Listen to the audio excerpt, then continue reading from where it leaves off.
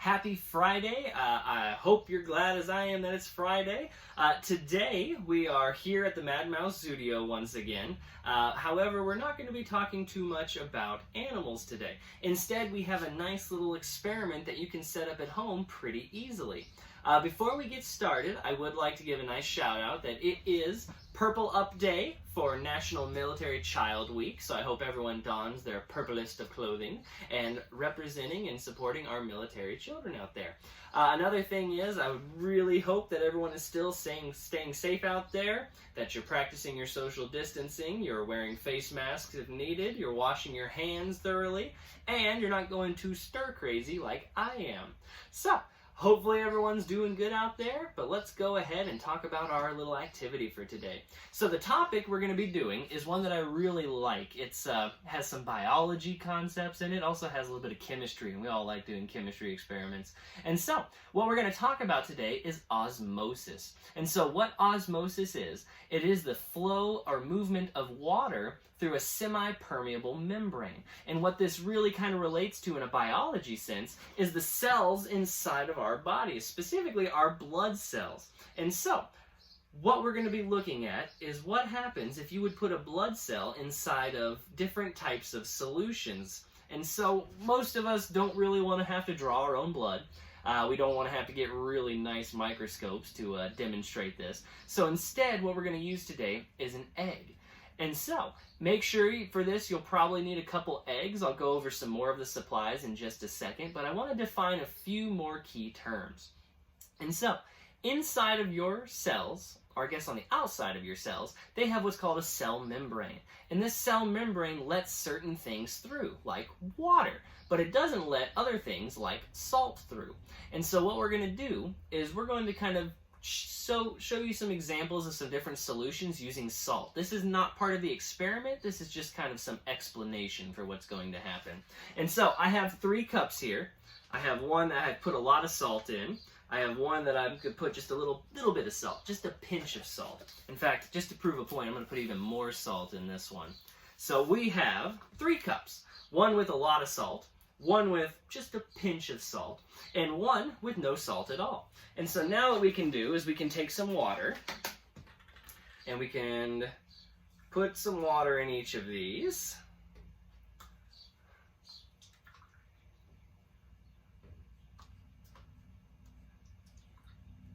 And so now we have 3 different types of solutions. Now I'm going to stir our really salty one just a little bit better than it is right now. So I'm just going to go ahead and stir this a little bit, dissolve some of it. Not really important for this demonstration, but... So we went ahead and stirred these up. We've dissolved the salt in here. So now we have 3 different types of solution. We have one that has way more salt than water in it. We have one that has just a little bit of salt in it, and we have one that has no salt in it at all. This salt is our solute. It's what we're dissolving in our solvent, the water. And so, we have a couple names for these, some nice fancy science names for them. And so, our solution that has no salt in it, this one would be considered hypotonic in relation to a cell, because a cell does have a little bit of salt in there. And so now this one has no salt at all, so it's considered a hypotonic solution. Our next one is isotonic. And so isotonic solutions here, this has the same amount of salt as a blood cell, so it's equal to a blood cell. And then our last one here, which has way more salt than a red blood cell would, is going to be what's called our hypertonic solution. So a hypertonic solution has way more salt in it than a blood cell does. And so that is a very important distinction, because depending on how much solute is inside of the solution and inside of the cell, it's going to have different things happening. And so, what you will need for this experiment is you're going to need a few eggs. You're going to need some vinegar, white vinegar. You're going to need some, now, I say you need light corn syrup. If you cannot get any light corn syrup, some of us might not have it on hand, you can probably use really salty water for this one. And then we're going to use distilled water. And it is a very important distinction to know that this is distilled water. What distilled water is this is pure H2O. There is nothing else in here. So there's no Now, if you look at our tap water around here, there's nothing else in there, no other elements or minerals, things of that nature. So this is just pure H2O. And so, what you're going to do is you're going to take a cup, kind of like I did with these saltwater cups, and you're going to fill them all with vinegar. And then what you're going to have to do, because this egg is going to represent our cell. Eggs have a semi-permeable membrane. It only lets certain things through. But the problem is that membrane is covered up with this shell. So we have to remove this shell without breaking the egg. And so how we're going to be doing that is with our good friend here, acetic acid or vinegar. So what an eggshell is made of is calcium carbonate. And so what this vinegar is it is an acid. And it is going to dissolve away this calcium carbonate shell. You can also use it to dissolve seashells, because seashells are made of the same thing. So what you do is you're going to take, I would say, a minimum of 3 eggs. If you're really confident in your abilities, do 3, but I tend to drop things sometimes. And I would suggest probably doing this with about 5 or 6 eggs. That way, if you accidentally mess up, you have some backups. And so what you're going to do is you're going to submerge those in vinegar for about 2 days.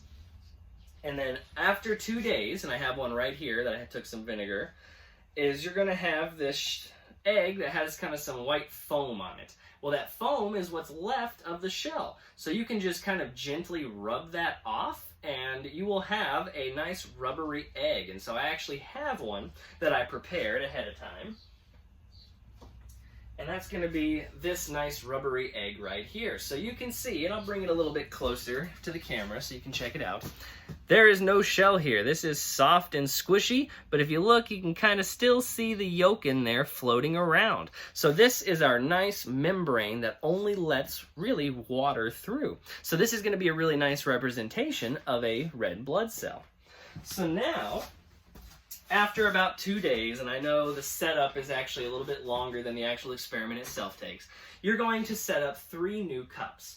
In one cup, you are going to put our distilled water.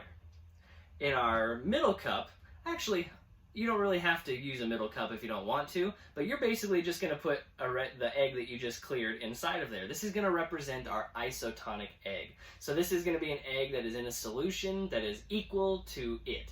So that means it has the same amount of salt and other things inside of it as the egg does. And so, you don't have to use a cup there. I kind of put them in cups just to make sure they stay in one place. They roll around a little bit. And then our last cup, you're going to put in this corn syrup right here. And so this corn syrup has very little water inside of it. So it's a really nice hypertonic solution. And so you're going to soak these for about a day or so. I know it takes a little bit of time to do, but after a day of soaking these, we're going to notice a couple things happening to our eggs here. And so let's go ahead and take a look at that. So let me ask you this. If you set your cell inside of a solution that has nothing else in it, it is just pure H2O, there is water inside this egg, but there's also some different solutes in there. So we can talk about salt. And so if we put an egg that has a little bit of salt in it inside of some water that has no salt in it, what's going to happen is that cell is going to want to be as equal as possible with that solution that it's in. So that means the water is going to go to where there is less water. And so inside of this egg, since there's a little bit of salt, there's less water in there. The water is going to start flowing into this egg. It wants to really balance it out. It wants to make sure if your water levels are here and your solute levels are here, it wants to balance them out. So in order to do that, water has to go into the egg until they are equal. And so what you're going to notice is over a course of a day, your egg is going to swell up. So you can see, and I'll bring them a little bit closer so you can really get a good view of it. You're going to see this egg is just a lot bigger. It's the same type of egg, came from the same carton, but it's swollen up so much more because that water is flowing inside of this egg. And that's exactly what would happen in your bloodstream. If you had just pure water put inside of your bloodstream, your cells are going to absorb that water until eventually they're going to pop. And so when you do have these inside of your distilled water, watch them closely because they will continue to swell until they burst, and that's real messy to clean up. So now, if we put our cell here into a hypertonic solution, so now if this is the solution, the amount of solute in it, and this is the amount of solute inside of our egg right here, they're going to want to balance it out. And so in order to do that, does water now need to go inside of the cell, or does it need to go out of the cell? So hopefully you'd be able to say that the water, there's more water inside of this cell than there is inside of this solution. So the water is going to leave this egg to try to balance it out. It wants to be nice balance with the solution that it's in. And so now what happens is instead of our egg swelling up, now it shrivels. And so I'll go ahead and bring it over here so you could see. So you'll notice egg is still intact, but it's a little bit flatter here. That's because all of the water inside of this cell has left because it wants to try to balance it out inside of that hypertonic solution. And so if you have just salt water injected into your veins, which I definitely suggest not to do, your cells are going to shrivel up and die. And typically, our blood cells, they don't perform as well if they're super inflated or if they're super shriveled. So what we ideally want them to be is this nice balance right here. And so, this is an experiment you guys can do at home. Please be careful where you do it. They can pop and make a mess. And they're also dealing with raw eggs. So please make sure you wash your hands, which is what I'm about to go do here in a second. Wash them very thoroughly so we minimize any risk of salmonella or anything like that.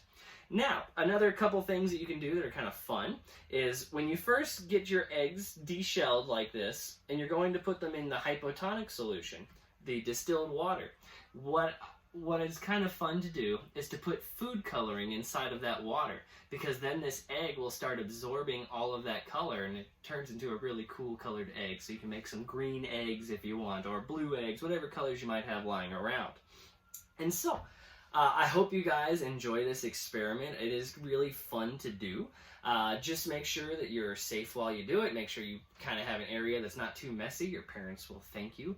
And once again, I hope you guys are all staying safe out there, and happy Purple Up Day for National Military Child Week. And so, we look forward to seeing you guys again, and hope to see you guys next Wild Wednesday.